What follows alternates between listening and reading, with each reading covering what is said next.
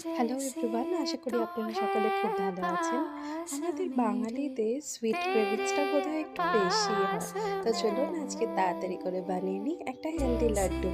তো প্রথমেই অনেকটা ফ্ল্যাক্সিড এবং সাদা তিল আমরা ভালোভাবে ড্রাই রোস্ট করব। তার মধ্যে কিছুটা পিনাটসও আমরা অ্যাড করব প্রোটিন ইনটেকটা বাড়ানোর জন্য, এবং তার সাথে আমরা অ্যাড করব আগে থেকে ভিজিয়ে রাখা কিছুটা ডেটস, যেটা সম্পূর্ণ ডিসিডেড, এবং তার সাথে যাচ্ছে একটু কাজু এবং কিশমিশ।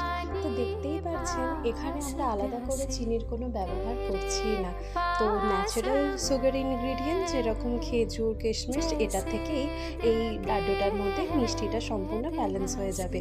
সাথে আরেকটু ছাতু অ্যাড করে নিলাম ব্লেন্ডিংয়ের জন্য এবং প্রোটিন ইনটেকটাকে আরেকটু বাড়ানোর জন্য। স্বাদের জন্য একটু এলাচ এবং একটুখানি লবঙ্গ অ্যাড করলাম, যেটারও অনেকগুলো হেলথ বেনিফিট রয়েছে।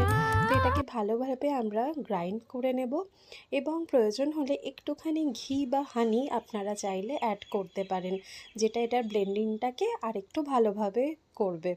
তো একটুখানি ঘি অ্যাড করে নিয়ে আমি আরেকবার এটাকে মিক্সিতে ভালোভাবে ব্লেন্ড করে নিলাম, এবং এটা এখন সম্পূর্ণভাবে রেডি আমাদের হেলদি অ্যান্ড টেস্টি লাড্ডুর জন্য।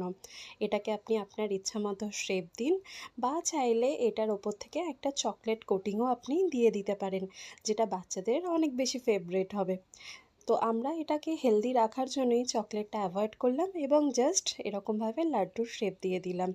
অসাধারণ খেতে, অবশ্যই বাড়িতে ট্রাই করুন।